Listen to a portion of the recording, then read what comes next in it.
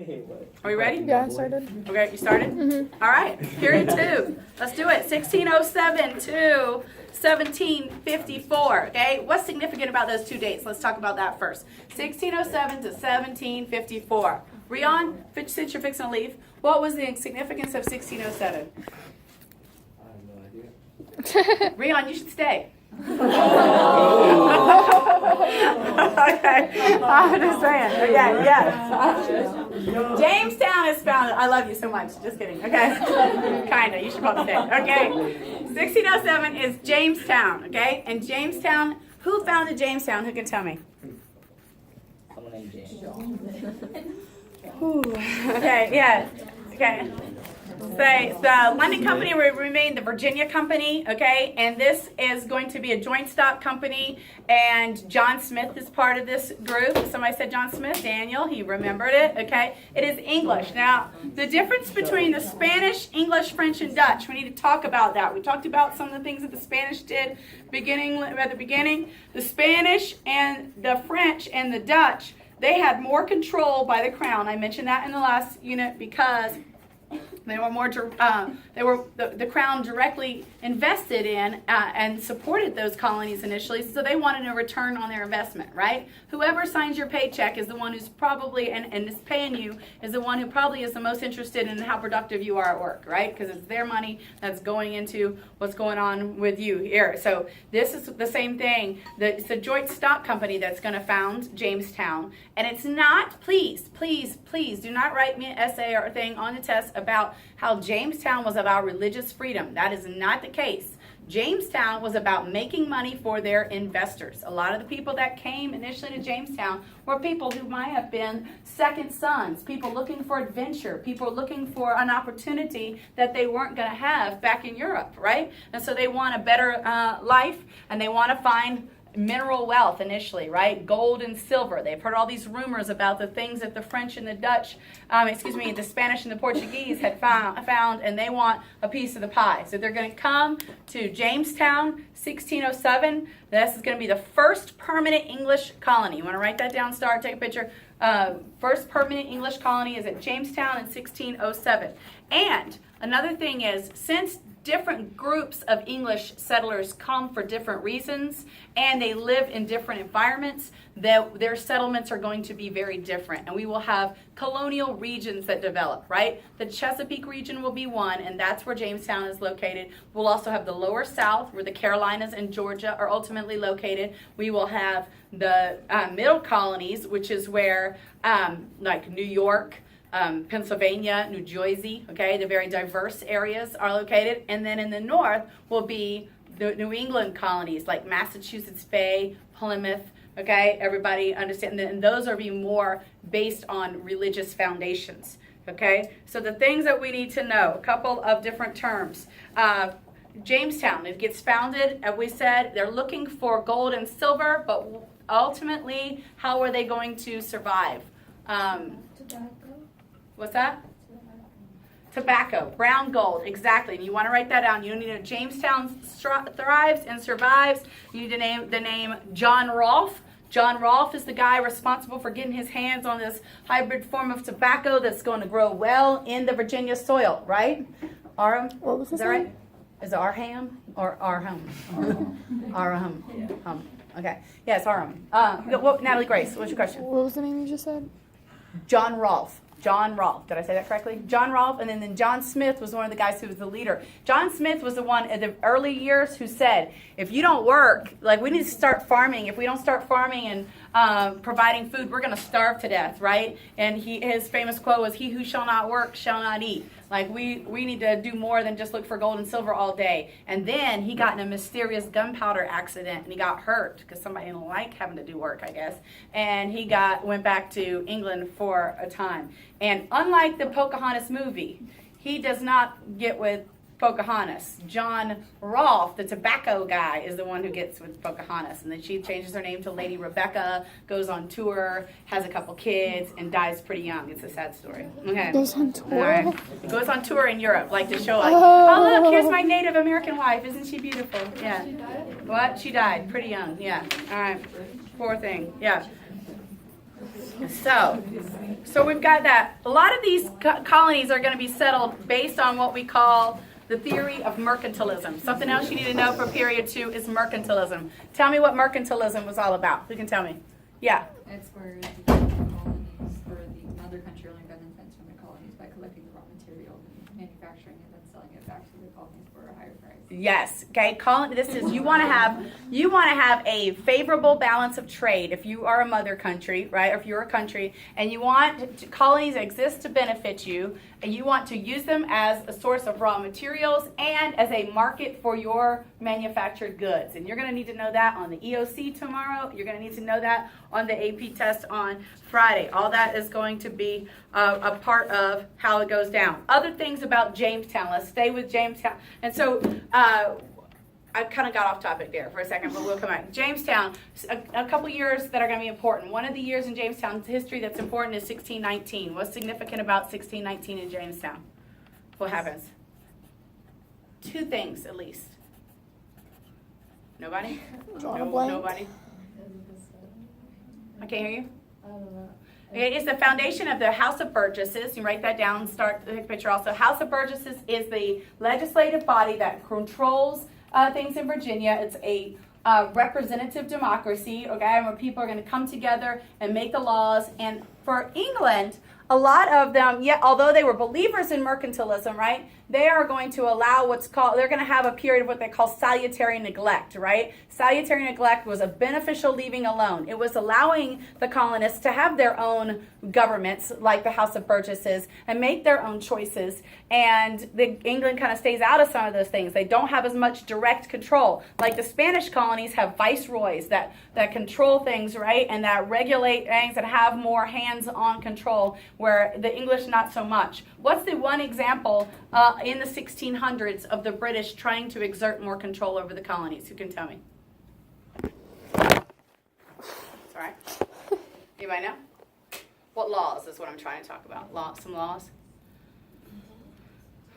1600s? Navigation Acts. Have you heard of the Navigation Acts? Okay, the Navigation Acts, those were things that talked about what things could specifically be traded with England, etc. Where they had to be in English ships, they had to have crews that were a certain percentage English. That was an example of England kind of trying to enforce mercantilist theory. Okay, so we have got things about Jamestown. We've got the House of Burgesses. Another thing that's important with this area is the idea of, and we got John Smith, right? We talked about him. We also need to know 1619 was significant because the first African slaves were brought. Ultimately, the Chesapeake region, which is going to be Virginia, which is going to be Jamestown, eventually grows into the colony of Virginia, right?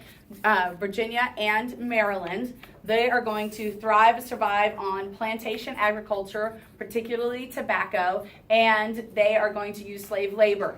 But they do not rely fully on slave labor so much in the early years. The 1600s, what is the primary source of labor in Virginia? Who can tell me? Indentured servants. You need to know the term head right system. The head right was the idea that you could get 50 acres of land if you paid the passage of someone over to the New World, right? That was important. And the bulk of people coming over were indentured servants. Someone has paid their passage over, and they're going to work for a number of years, and then they're going to live in the area that we were going to refer to as the back country, right? In the area along the border with the natives, okay? The first people that get there are going to get the best, most fertile soil right along the rivers and in the best places, right? The people who come later, they're going to live in the crappier areas, right? And they're going to have to interact with the natives. What is an example of a conflict that was somewhat, in Virginia history, somewhat of a conflict between the natives and the people living in the back country, and the former indentured servants, many of them, and it was also between the have-nots and the haves, the rich people and the governors. Anybody know the name of that conflict? Bacon's Rebellion. Make sure you know Bacon's Rebellion from Virginia's history. Bacon's Rebellion is going to be significant. It was 1676. 1676, and in Bacon's Rebellion, we have Nathaniel Bacon, who is a spoiled rich kid from England whose father doesn't want to deal with him anymore, ships him over to land in Virginia. He's living around, other people that are living around him are people that are new landowners, that are former indentured servants. They're whining about land and protection from the governor. The governor at the time, Governor Berkeley, has a lucrative fur trade with the natives. So he doesn't want to mess that up. He doesn't want to get an army and start killing natives because that's going to affect his bottom line in his pocket, right? And so he tries to kind of tell them no. And then, Nathaniel Bacon raises up his own army and eventually comes and marches on Jamestown and like lights the city on fire, okay? And leads Governor Berkeley to run off into exile for a time. But after that, we see a switch over to more usage of slave labor in the Virginia colonies. We see that this is one of the first conflicts between the haves and the have-nots, okay? And also the whole issue of our former indentured servants are whining about things like land and protection, okay? Slaves that are slaves for life won't be doing that, okay? And so you see after, at that point, the end of the 1600s, more ships over to, what did I call it? Slavery. Yes, that's the word. Okay. So the other place that you need to know in the Chesapeake region would be Maryland. Maryland was a haven for what group? Quaker. Just kidding. No. Right now? Catholics. Lord Baltimore. Okay. All right. And that this whole idea of haven for Catholics, they had the Maryland Toleration Act there also, where they were supposed to be for Catholics, but they allowed people who were both Protestant and Catholics to live. Okay, so that's what you need to know about the Chesapeake region. And then we have up north, we had the the colony of Plymouth. Okay, 1620s, we have the colony of Plymouth and the Mayflower Compact. Why is the Mayflower Compact important, Daniel? No clue. No clue? Nope. Nope. Somebody tell me. Who can tell me? Mayflower Compact. What was that all about? Wasn't it the first self-government? Yes, in America. Beautiful. First example of self-government. But we're going to get off this here ship and we're going to make a government. We're going to declare our loyalty to the King of England still, right? But then we're also going to have a government based on Christian principles, right? They were pilgrims. What's the difference between pilgrims and Puritans that you need to know for period 2? Pilgrims versus Puritans. What would be the difference? Yeah. Pilgrims were separatists, so they thought that their church couldn't be saved or reformed. Okay. And Puritans thought that they could reform it for themselves. Yeah. What church are we talking about?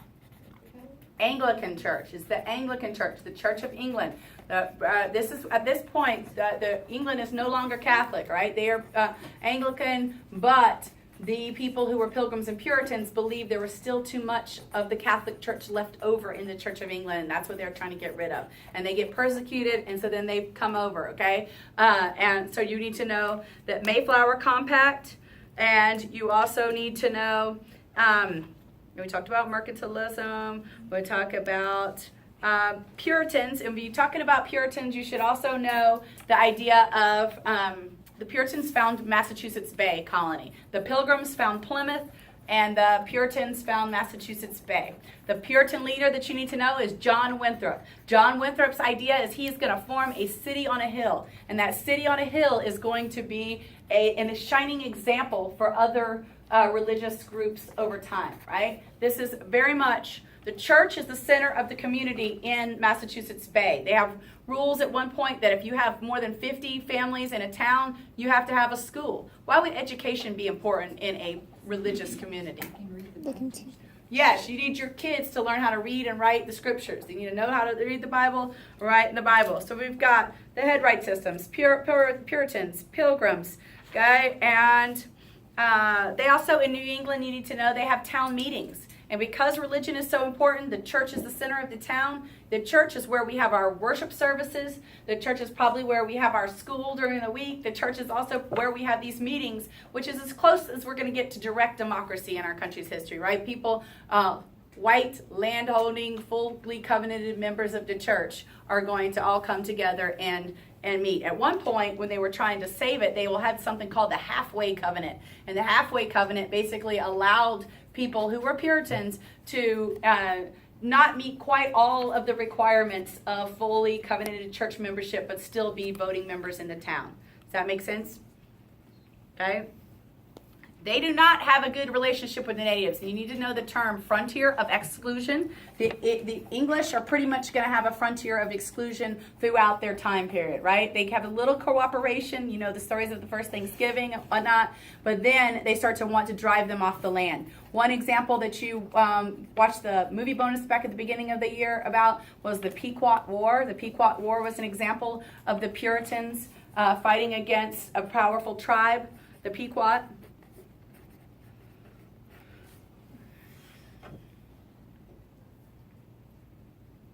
And one thing I left out in the Spanish colonies was example, another rebellion or rising up was the Pueblo Revolt, also called Pope's Rebellion. That's also going to happen in the 1600s in the American Southwest. And those were natives who were rising up against the Spanish control. And when they regained control, the Spanish will end up being a little bit more lax on this forced conversion because of that rebellion.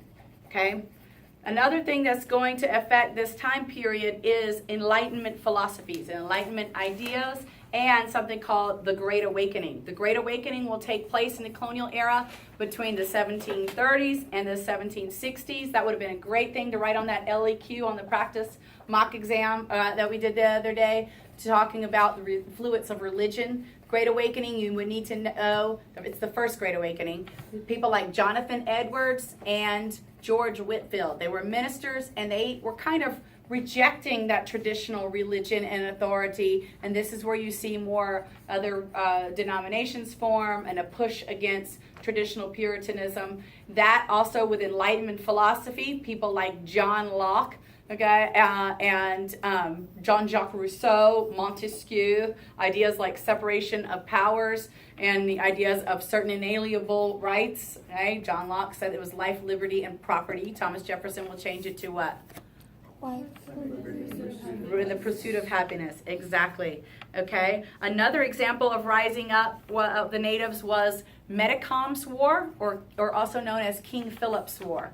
Okay, and you remember that, Metacom, and these people were rising up, and they were mad about the British takeover, and the British forcing them, some people trying to create what they call praying towns and force some natives into converting to Christianity and tell them things like they weren't allowed to fish and hunt and work on the Sabbath. Well, that wasn't their Sabbath, okay? And so they got mad, they rise up, and poor Metacom ends up getting his head cut off and stuck on a post in Plymouth to be an example to this is what happens if you try to rise up. And his son and wife got sold into slavery in the Caribbean. So it's kind of a sad story for them, okay? So we got that, Jonathan Edwards, George Whitefield, mercantilism, navigation acts, okay?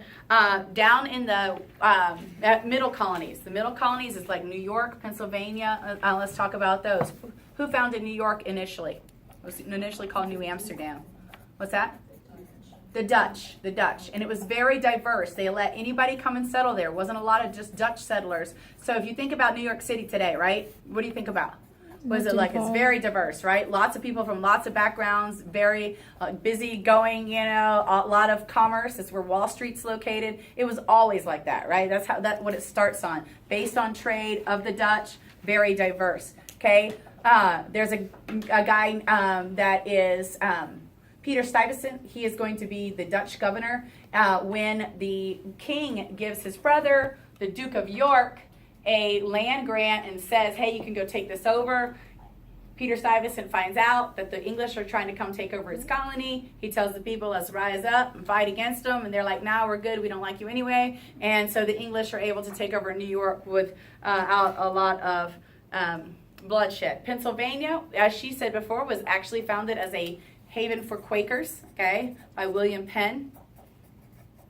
I also did not mention up in the New England colonies, you had people who spoke out against the church, and you would need to know groups like people like Roger Williams and Anne Hutchinson, and they were both banished and kicked out because they challenged the authority of the church, okay, and questioned the way that they were doing things. And Roger Williams went on to found what colony?